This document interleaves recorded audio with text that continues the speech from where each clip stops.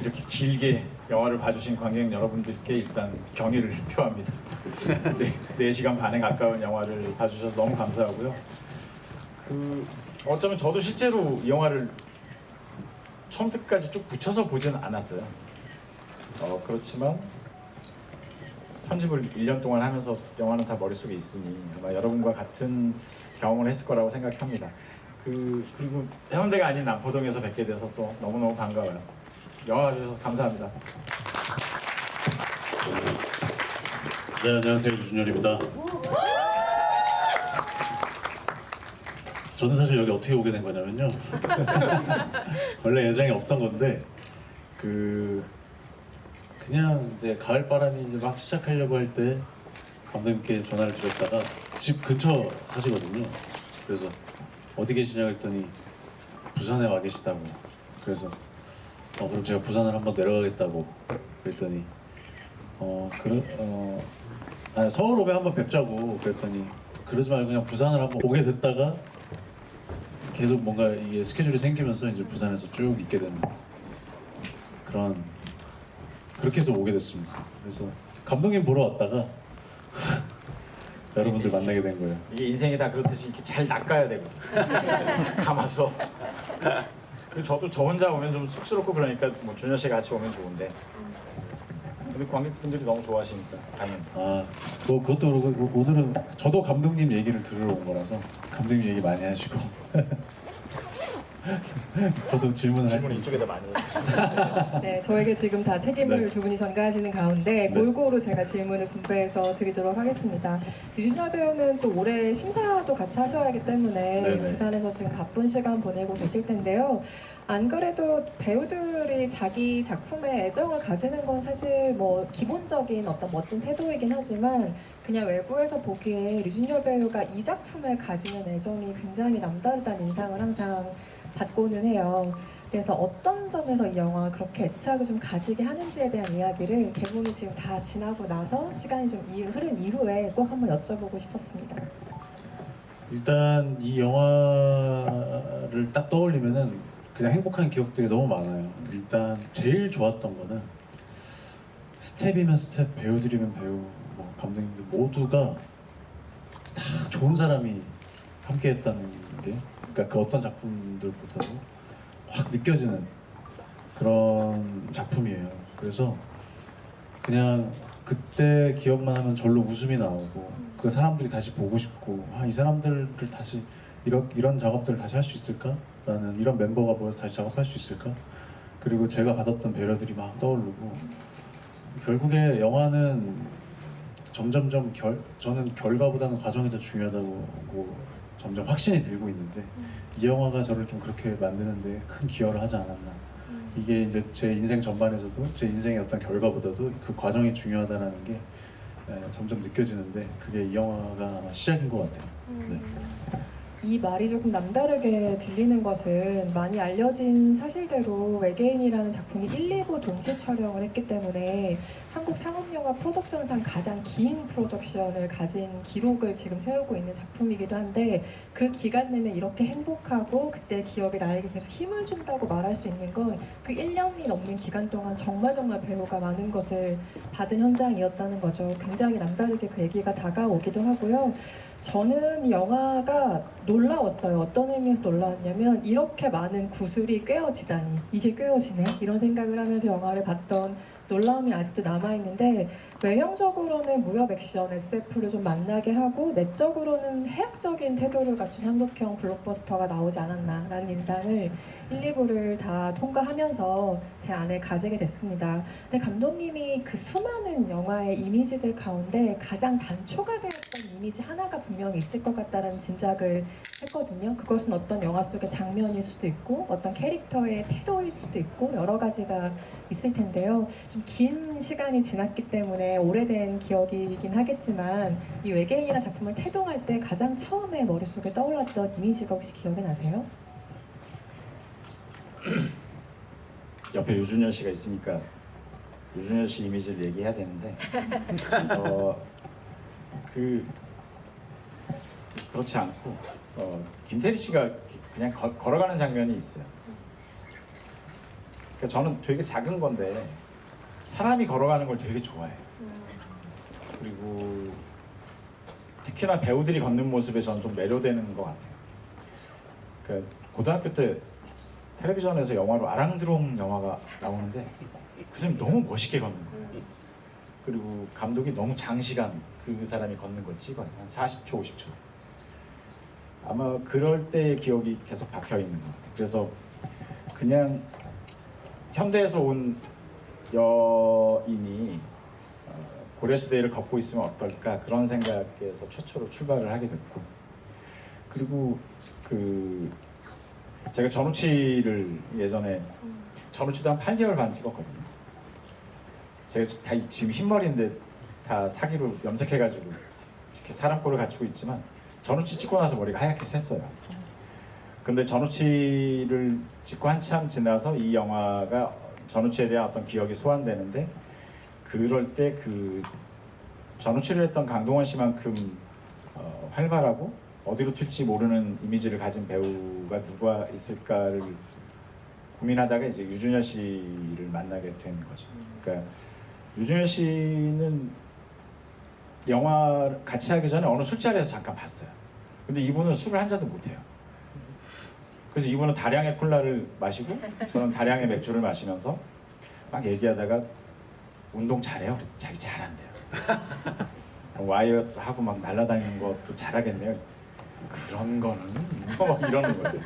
그때부터 유준열 씨를 공중에 띄워서 영화를 찍고 싶다라는 생각을 가지게 됐죠. 그러니까 그 이야기를 먼저 완성시키기 전에 배우가 가진 이미지들을 혼자서 상상의 세계 속에서 막 다루다 보면 그 과정에서 이 영화가 나온 겁니다.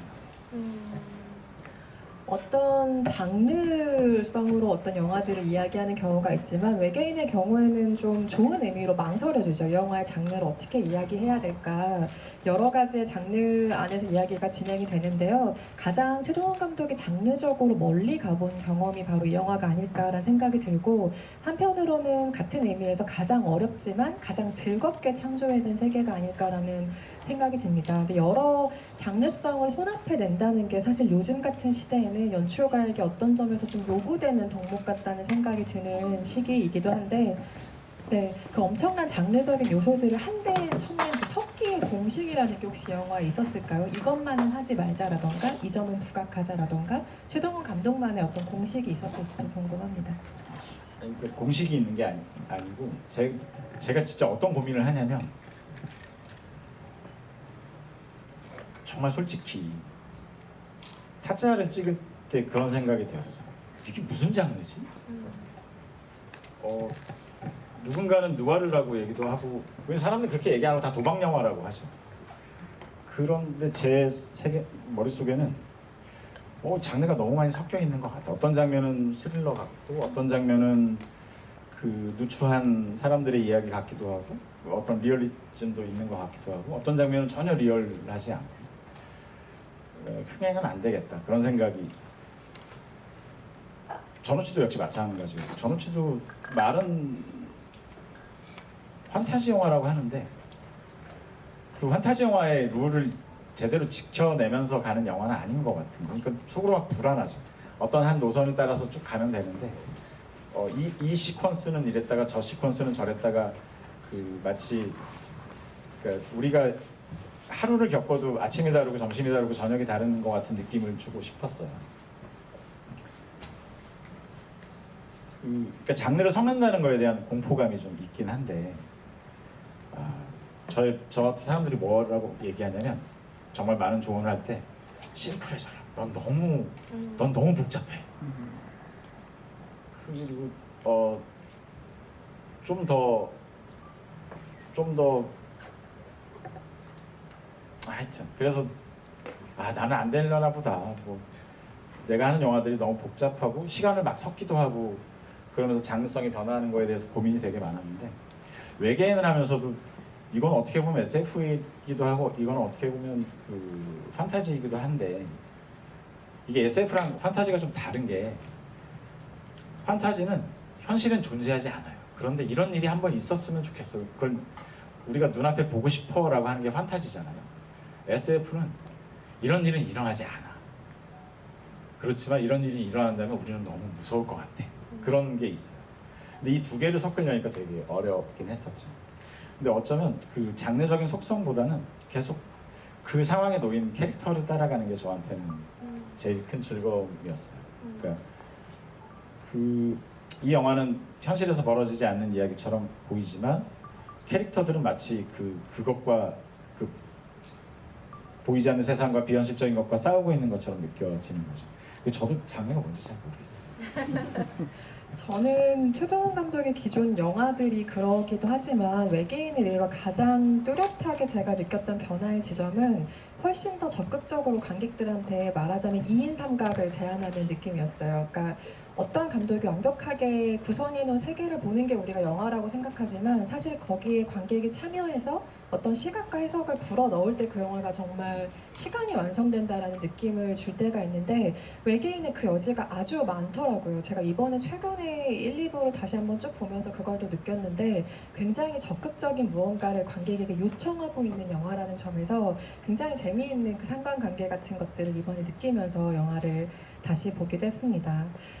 류준열 배우가 연기한 무륵이라는 캐릭터는 이한이 설명하기를 뭔가 시무룩 같은 이름인데 뭐 이러면서 소개가 되는 캐릭터인데 알고 보면 그 시무룩하다는 거리가 굉장히 먼 활력을 선보이는 캐릭터이기도 하죠. 전 이걸 다시 보면서 무륵에 몸이 몇 번 찔리는 거지 뭐 이런 생각도 하게 되더라고요. 각종 무기로 너무 많이 찔리기 때문에. 근데 어쨌든 이 배우가 뭐 이전에 봉오동 전투 같은 영화에서 와이어를 쓴 적도 있고 뭐 액션이 전혀 가미되지 않은 작품들만을 해온 건 아니지만 이 작품은 블루 스크린 앞에서 연기하는 일이 유독 많았던 작품이기도 해서 그 기술적인 효과를 감안하면서 연기를 한다는 것이 또 이 배우에게 어떤 경험치로 남았을까, 그 과정이 어땠을까가 궁금해지기도 했어요. 일단 저는 좀 제 멋에 사는 사람이라 뭐 그냥 다 잘할 거라는 그냥 막연한 믿음이 있어요. 근자감이라고 하죠. 근거 없는 자신감 같은 건데 앞서 감독님이 말씀해 주신 것도 뭐 자기 뭐 운동 잘해, 뭐 와이어 잘 타는데 제가 오디션 볼 때의 팁은 그냥 다 잘한다고 하는 거예요. 일단 뭐 준열 씨 기타 칠 줄 알아? 그러면 아 칠 줄 압니다. 준열 씨 뭐 수영 잘해? 칠 줄 알아? 네 알아요. 딱 봐도 못 쳐 보이죠. 이제 그러면 이제 다음 작품에서 기타 친다고 하면 오늘부터 가자 연습하는 거예요. 그런 마인드로. 네 실제로 저 기타 칠 줄 모릅니다. 그러니까 네 근데 지금 그냥 안다고 한 거예요. 그래놓고 이제 그러니까 일단 저질러 보는 거죠. 그게 이제 뭐 막연히 뭐 그냥 던진다기보다는 그냥 그런 근자감이나 제멋에 사는 그런 맛에 그런 게 밑바탕이 됐기 때문에 막 이제 할 수 있는 건데 배우가 뭐 카메라 앞에서 연기할 때 자신감 없이 연기하는 거는 정말 최악인 것 같고 그런 의미에서 이제 무조건 다 할 수 있다라는 믿음으로 작품을 하게 되는 거죠. 아니, 근데 정말 그 자신감이 밑도 끝도 없는 게 그 이를테면 영화 처음에 일부에 그 허풍을 막 떨면서 개울가에서 개울가 주막 같은 데서 부채 막 이렇게 하고 준이 여기가 아니라 이쪽에서 해야 될 것 같아. 아 그래요? 또 여기 가서 쫙. 그러니까 그런 거에서 되게 열려 있는데 급기야 저희가 그 액션씬을 찍을 때 보통 액션을 되게 오랫동안 준비해. 무술 감독과 함께 그 무술팀이 며칠을 준비해서 그 합을 짜는 거예요. 근데 제가 현장에서 봤고요. 근데 준열 씨는 저기서 그 무술 감독과 그 합을 막 몸에 익혀놓고 있는데 제가 가서 나는 그렇게 찍으면 이 건물의 구조랑 안 어울릴 것 같으니까 여기서 이렇게 하고 2층에 올라갔다가 거기서 싸워서 여기서 이렇게 도망갔으면 좋겠어 하면 모두 다 멘붕이 와야 되는데 준열 씨는 그래요? 그럼 여기서 다시 그리고 전혀 없던 그 합들을 만들어 내는 거예요. 근데 저도 제가 무리한 부탁을 하고 있다는 걸 알지만 맞아요. 유준열 씨의 근자감에 기대서 만들어진 액션씬들이 많죠. 좋은 근자감이었습니다. 관객들이 보기에 그게 근거가 없었다는 게 전혀 티나지 않는 그게 또 바로 연기의 기술이기도 할 텐데요. 최동원 감독의 영화 세 개를 얘기할 때 가장 많이 거론되는 단어 중에 하나가 멀티캐스팅이 아닐까 싶어요. 모든 아주 대다수의 인원들이 전면에 나서는 영화를 만들면서 그들 한 명 한 명에게 아주 확실한 개성을 부여한다는 게 정말 쉽지 않은 일을 매번 해내신다는 얘기가 생각이 드는데 여러 캐릭터와 각자의 서사를 만든다는 게 이 영화만 생각해도 정말 어렵거든요. 근데 이것이 그냥 만드실 때 마치 무슨 감자나 고구마가 덩굴처럼 올라오듯이 한 명을 세워놓으면 이것도 생각나고 저것도 생각나고 자연스러운 수순처럼 되는 것인지 여러 멀티캐스팅 캐릭터를 만드는 그 장점이라고 할까? 재미는 무엇일까요? 연출가 입장에서. 그 멀티캐스팅 한다고 욕 먹은 적도 있거든요. 근데 이게 처음에 제가 데뷔할 때 데뷔하는 게 되게 어렵더라고요. 왜냐면 제가 누군지 모르잖아요. 쟤를 믿을 수 있는지 알 수 없으니까. 근데 제가 범죄의 재구성을 쓸 때 사람들이 이건 안 돼. 왜냐면 주인공이 5명이기 때문에 불가능하다는 거예요. 근데 저는 그게 이해가 안 됐어요. 주인공이 5명이면 영화가 5배로 더 재밌어지는 거 아닌가? 뭐 그런 생각을 하게 됐죠. 그러니까 도둑들도 배우가 10명이 나오는데 처음에 제목은 10인의 도둑들이었어요. 제작자가 그냥 도둑들로 하라고 해서 그렇게 하긴 했지만 10명이 나온다고 해서 저는 관객들이 헷갈려 하지 않을 거라고 생각했었던 거죠. 왜냐하면 관객은 극장에 들어오는 순간 천재가 된다고 생각해요. 그러니까 저게 저렇게 해서 되는 거고 저게 뭔가 숨겨놨고 이렇게 그런 아주 그 잡다한 생각들을 거치면서 영화를 보는 즐거움이 생긴다고 생각하는데 외계인의 경우에도 맞아요. 사람들이 되게 많이 나왔어요. 그리고 사람들의 결이 다 달라요. 누군가는 외계인이고 누군가는 로봇이고 누군가는 일반인이고 누군가는 도사이고. 그래서 그 배우들에게 얘기했던 건 당신은 실제 하는 사람이고 당신은 이를테면 염정아 씨나 조우진 씨한테 당신들은 사람을 웃기려고 하는 게 아니다. 당신들은 원래 그런 사람들이다. 믿음을 가지고 해라. 그래서 그래야 5번밖에 안 나오거나 뭐 6번밖에 나오지 않아도 그 사람들이 영화에 나올 때 진짜 존재하는 사람처럼 느껴지게 된다면 배우가 10명이어도 저는 관객들이 영화를 재밌게 볼 수 있을 거라고 생각하는 거죠. 약간 딴 얘기긴 한데 그 범죄 재구성에도 염정아 배우 나오시잖아요. 그런데 거기서 제 기억으로는 그 영화에서도 염정아 배우가 런닝머신에서 뛰는 장면이 있어요.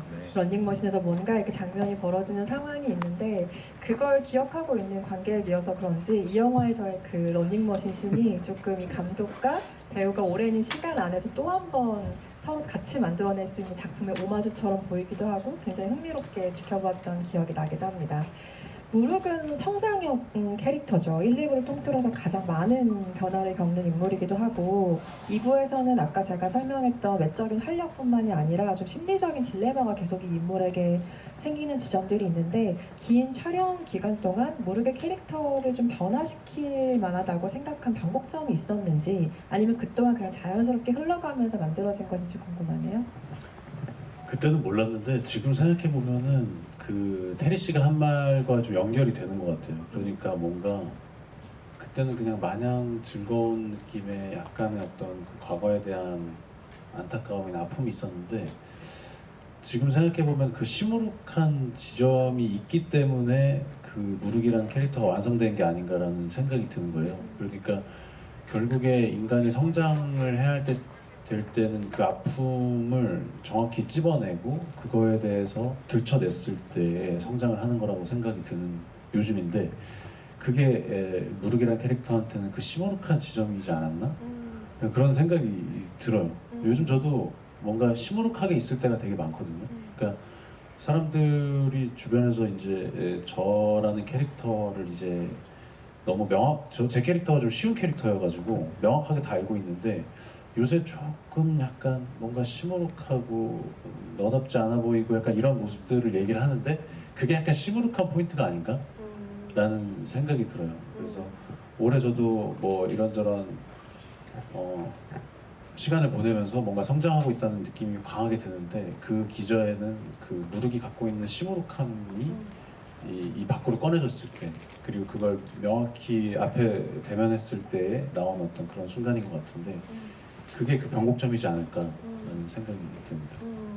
그 시무룩을 포함해서 외계인에는 각자가 또 꼽으실 만한 혹은 기억에 오래 남을 만한 대사들이 있는데 저는 뜰 앞의 잣나무인 것 같아요. 영화를 관통하는 한마디라는 생각도 들고 운명과 인연에 대한 이야기이기도 하고 하필이면 그때 그 시간 그 자리에 있었던 이유로 만난 사람들에 대한 이야기이기도 하잖아요. 저희도 지금 어찌 보면 뜰 앞의 잣나무죠. 이 시간에 선택하셔서 들어오신 분들과 시간을 보내고 있었으니까요. 배우들이 각자 영화를 찍으면서 하나의 좀 테마를 자기 안으로 가져가는 작업이 또 연기라는 생각이 들어요. 이 영화는 유독 운명, 인연, 관계 이런 것들을 좀 생각하게 하는 영화이지 않았을까 싶은데 실제로 그 개념들에 대한 변화가 좀 있어요. 어때요? 아, 저는 지금 얘기하니까 뭔가 탁 소름 돋으면서 떠오르는 게 있는데, 제가 최근에 해외에서 이렇게 일을 하면서 아침 저녁 시간이 좀 여유가 있었어요. 그래서 혼자만의 좀 시간을 보내는 게 있었는데, 그 제가 묵었던 숙소에 그 뭐 과수원이나라고 얘기하긴 좀 그런데, 그 사과나무가 한 10그루? 15그루가 숨어져 있는데 그 밑에 사과들이 이렇게 떨어져 있는 거예요. 근데 어떤 사과는 막 떨어진 사과도 있고, 어떤 사과는 벌레가 파먹은 사과도 있고, 진짜 꼭 사람이 먹다 버린 것 같은 사과도 있는데 그게 진짜 사과나무 밑에 다 떨어져 있는 거죠. 근데 그걸 보면서 아, 뭔가 사진 작업에 대한 어떤 열망이 딱 떠오르면서, 아, 뭔가 사과가 저기 떨어져 있고 그거에 대한 어떤 이유를 찾아야 하나? 혹은 찾기보다는 어떤 다른 것들을 받아들여야 되나? 그 에너지에 대해서 그러면서 시작한 작업이 있어요. 그래서 뭐 사과 사진도 찍고 계속 그런 시간을 보내면서 그냥 그게 거기 있는 건데 거기에서 내가 어떤 의미를 부여하고 받아들이는 거에 대한 어떤 뭐 행복감이라고 해야 되나요? 아니면 어떤 여러 가지 의미가 있는데, 그게 지금 시작이 그 뜰 앞에 잣나무인 것 같은 느낌이 확 드네요. 누군가는 사과 떨어지는 거고 만유인력의 법칙을 만들었는데 자기는 그쵸. 근데 이제 제가 좋아하는 작가 중에 하나가 이제 세잔인데, 뭐 정말 그 인류에 있어서의 뭐 세 가지 세잔의 사과와 뭐 뉴턴의 사과, 그리고 뭐 이게 뭐 진짜인지 모르겠지만 뭐 스티브 잡스의 사과까지 뭐 이렇게 얘기를 하는데, 제가 그냥 세잔이라는 작가를 좋아하는 이유가 막연히 미술 공부를 한 게 아니기 때문에 그냥 제 취향에 가깝다고 생각을 했는데, 그 에너지와 제가 사과를 봤을 때 느꼈던 것과, 그리고 기자님이 얘기했을 때 그 뜰 앞에 잣나무 감독님이 얘기했을 때 그 대사가 이제서야 뭔가 퍼즐이 맞는 듯한 느낌이 들면서, 사실 지금 여기 오기 전에 우연히 그 유성희 감독님을 만났어요. 우리 영화의 미술 감독님이신데 지나가다가 만났어요. 그래서 요즘 사진 못 찍냐 그래서 제가 지금 이 설명을 똑같이 했단 말이죠. 근데 이제 이 시작이 지금 기자님 말한 그 감독님이 저한테 얘기했던 그 뜰 앞에 잣나무가 그거보다 더 앞선 시작이라는 생각이 지금 탁 드네요. 네.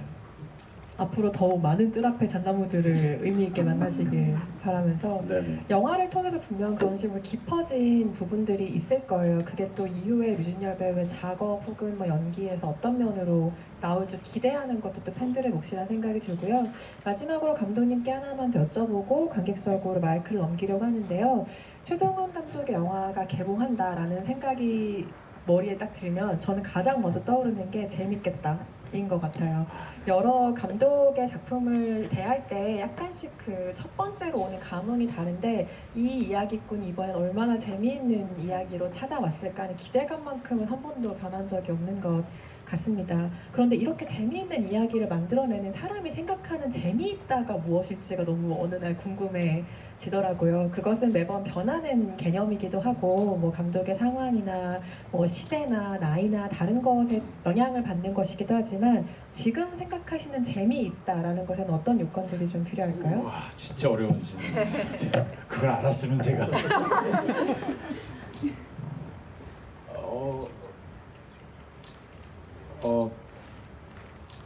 이게 영화를 하는데 한 3년쯤 걸려요, 보통. 그러니까 시나리오 쓰는데 한 1년 반 정도 걸리고, 만드는 데는 뭐 한 5, 6개월 후반 작업 한 5개월, 6개월 하고 이제 개봉을 하는 건데 그 제가 생각하는 재미는 저는 혼자 3년을 해야 되잖아요. 나라는 사람이 이 3년 동안 정말 한 번도 싫어하지 않고 이걸 재밌다고 느낄 수 있을까가 저한테 되게 중요한 그 일종의 과제 같은 거고요.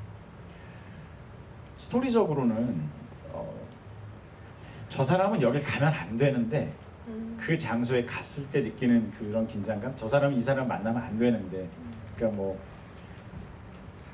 외계인 같은 경우는 테리 씨랑 준현 씨는 만나면 안 되는 관계 같은 거예요. 그러니까 아예 테리 씨는 과거에 가면 안 되는 거죠.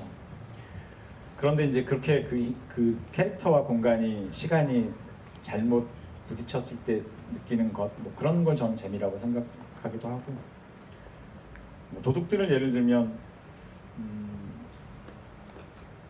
홍콩에 처음 갔을 때 무슨 이렇게 생긴 도시가 있을까 하고 되게 경탄했었는데 이곳에 각국의 도둑들이 모여서 서로 아기다툼을 벌인다면 재밌을까? 그러니까 저는 실제로 시나리오 쓸 때는 시간 가지고 싸우긴 하지만 공간에서 영감을 많이 받는 것 같아요.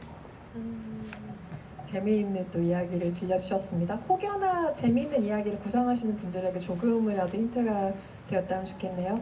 관객석으로 마이크를 넘기겠습니다. 질문 있으신 관객분 손 들어주시면 마이크 전달드리겠습니다. 가장 먼저 두신 관객분께 마이크 전달드릴게요. 맨 앞줄이요. 정장해 보신 남자.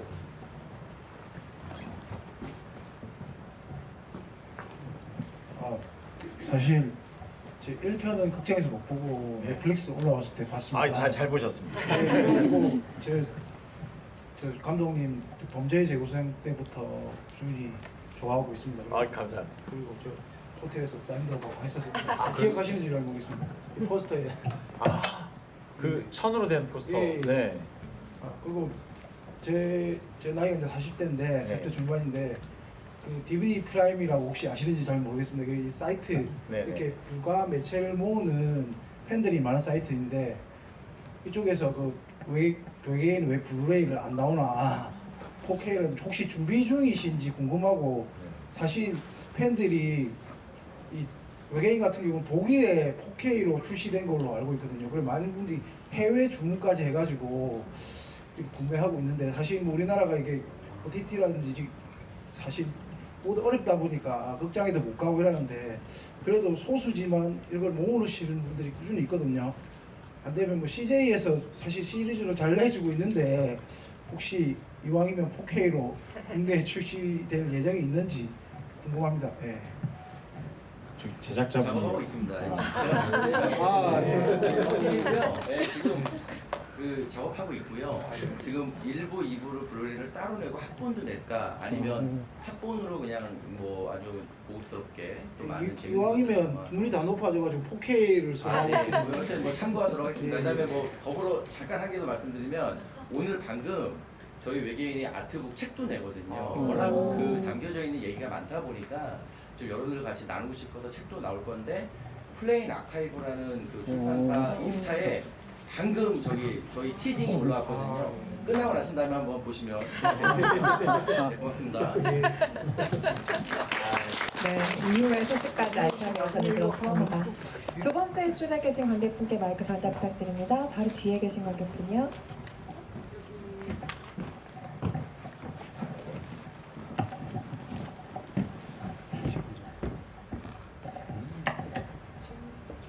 간단한 질문 드리겠습니다. 영화 속에서 개똥이가 무르기에게 욕을 할 때 소새끼라고 부르잖아요. 네. 그런데 사실 다른 욕이 많을 텐데 소새끼라고 하신 이유가 또 궁금합니다.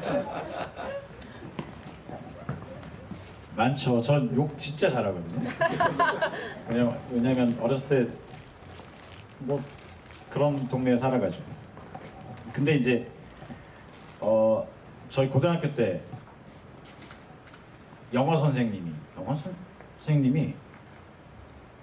제일 순화된 욕으로 저희한테 아우 이 소새끼들 그랬거든요. 그러니까 그게 욕처럼 안 들리는 거예요.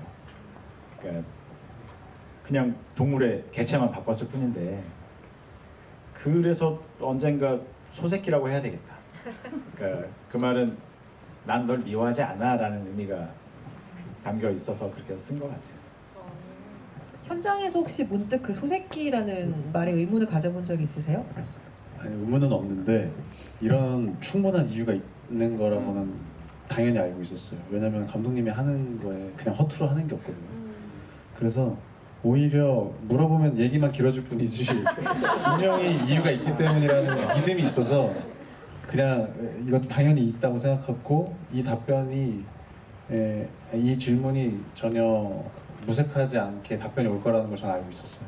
아니, 그러니까 욕이 되게 영화에서 중요한 무기가 될 수 있다고 생각해요. 그러니까 저는 욕 많이 하는 건 그렇게 원치 않는데 제 영화 자세히 보시면 막 칼에 찔리거나 이런 장면도 되게 폭력적이지 않게 그리는데 아마 감독의 심성이 좀 그런 최동훈이라는 감독의 심성이 그런 것으로 우리가 또 확인을 하고 갑니다. 근데 오해하실까봐 박찬욱 감독님 막 아킬레스건 짜는 박찬욱 감독님도 정말 심성이 좋으신 아니 저희 박찬욱 감독님 생각도 안 했는데 지금 굳이 또 생각하게 되는 계기가 두 분 다 훌륭한 인품의 소유자십니다. 박 감독님 얘기 잠깐 나오니까 감독님 이건 아주 옛날 얘기예요. 감독님 다음 영화 어떻게 준비하세요? 그랬더니 쉽지 않아. 그래서 왜요? 그랬더니 내 영화가 그렇지 뭐. 그렇죠. 이것도 또 벗어나는 얘기인데 칸 영화제 때 박 감독님이 그 얘기 하신 적 있어요. 내 영화에 왜 그렇게 섹스랑 피가 나오냐고 해서 그걸 빼고 만들었는데 그게 안 나오냐고 물어보면 어떡하냐라는 얘기를 기자회견 때 하셨던 기억도 있습니다. 다음 질문 또 받아보겠습니다. 사이드 할 수 있어서 너무 영광이고요. 저는 외계인 1부, 2부 영화관 나왔을 때도 바로 보러 가고 그러니까 영상 상영했을 때도 보러 가고 싶었는데 이제 시간이 안 돼서 이제 영화관에 와서 볼 수 있게 돼서 너무 영광이고요. 제가 감독님께 너무 여쭤보고 싶었던 게 감독님 영화를 최근에 많이 보기 시작했어요. 근데 이제 볼 때마다 캐릭터가 너무 재밌고 너무 매력적인 캐릭터가 정말 하나도 빠짐없이 등장인물들이 다 잘 보이더라고요. 그래서 혹시 영화 구상하실 때 캐릭터의 매력을 어떻게 끌어내시는지나 아니면 캐릭터의 매력을 어떻게 더 돋보이시게 생각하시는지가 정말 궁금했습니다.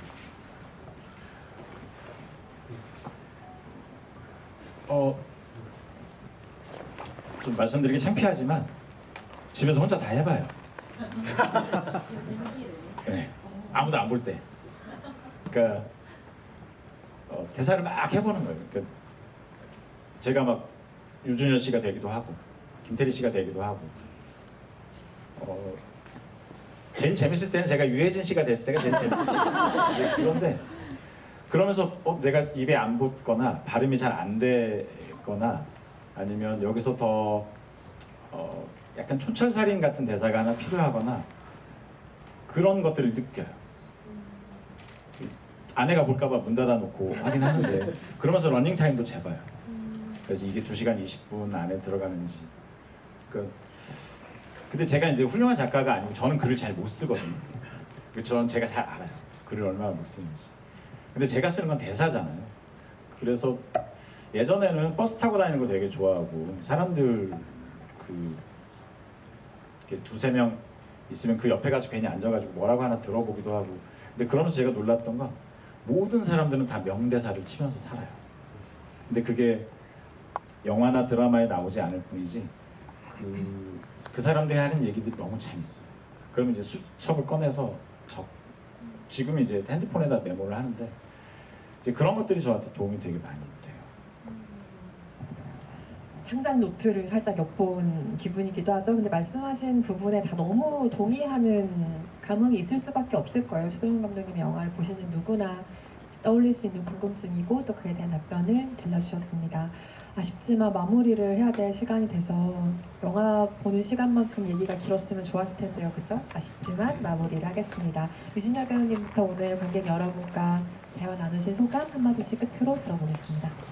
네, 영화를 이렇게 연속 상영하는 기회가 있다는 것도 너무 행복하고 또 많은 분들이 와서 봐주신 것도 너무 감사한 일입니다. 또 특별히 남포동 올 일이 점점점 없었는데 또 이 영화를 통해서 또 남포동도 오게 되고 해서 너무 즐거운 기억이 된 것 같습니다.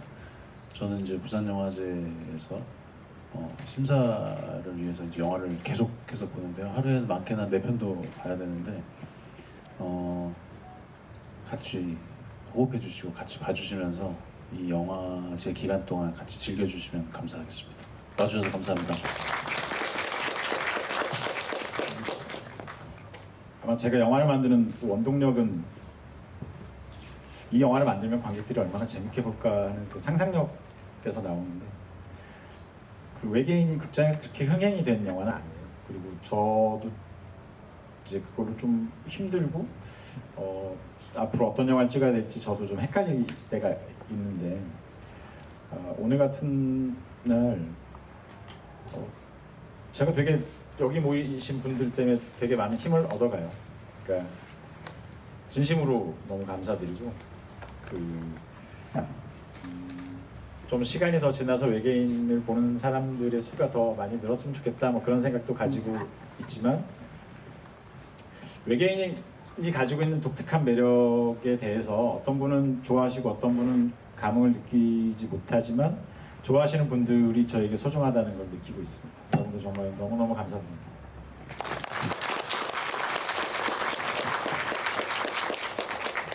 영화는 결국 시간의 예술이구나 하는 걸 늘 생각해요. 그러니까 러닝타임이라는 정해진 시간 안에 보여주는 세계라는 한계가 있다면